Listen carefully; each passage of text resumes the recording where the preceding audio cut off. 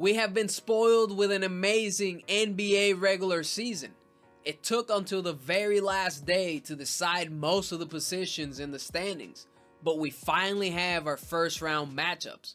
Most of them at least. We still need to finish the play-in tournament, so we'll save those matchups for part 2. For this one, let's go with the ones we already have, starting with the Western Conference. The LA Clippers versus the Dallas Mavericks.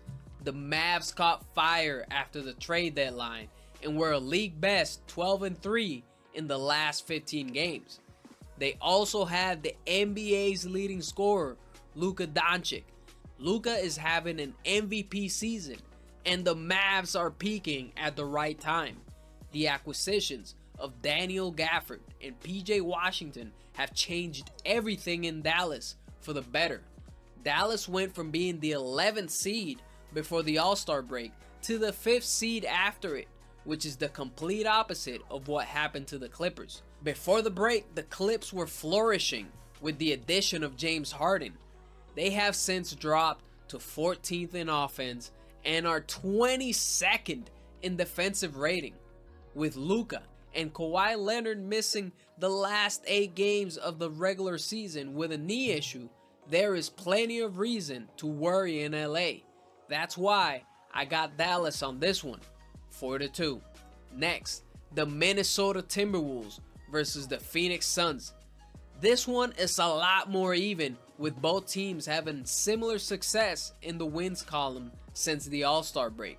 Minnesota got to it right from the start and kept a steady pace even after Karl Anthony Towns went down for 18 games with a torn meniscus in his left knee. They were the best defensive team during the entire season, and they are going to need all of the defense they can generate because the superstar trio of the Phoenix Suns is the last thing they wanted to see. Minnesota has not looked good against the Suns, going 0-3 during the regular season. They got smacked around with double-digit losses every time. The trio of Kevin Durant, Devin Booker, and Bradley Beal can catch fire at any time and things can turn ugly fast. A major concern with the Suns, however, is their lack of identity. The one thing they do very well is shoot the three, but they are all over the place everywhere else. I believe Minnesota's defense will hold and they will move on in 7 games. Minnesota 4-3.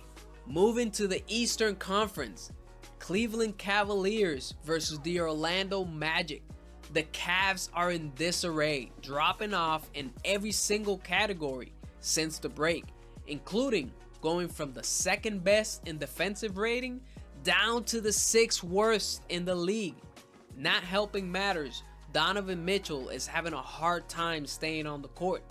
With the way this team has struggled, I'm surprised they even held on to the 4th seed. As for the Magic, they just need to find a consistent way to score the basketball. They have been great defensively, but way below average on offense. Their defense continuously carried them to close games during the season.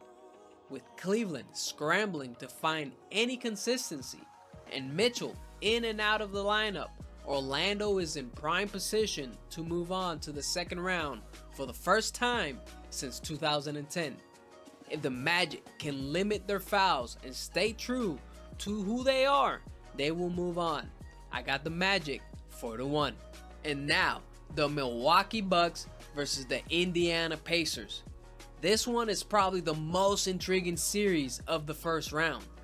Damian Lillard has a point to make with Tyrese Halliburton, and the Pacers want all the smoke. The Bucks, meanwhile, don't know when Giannis is going to make his playoff appearance after being diagnosed with a sprained calf. In a season that has been full of problems, Giannis' injury adds another question for Milwaukee. Lillard is not playing like his usual self.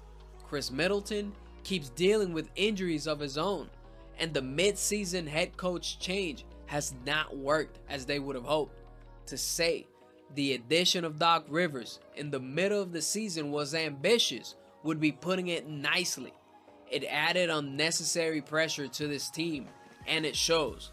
They made the change primarily because they felt their defense was lacking. Well, it hasn't improved much, if any at all.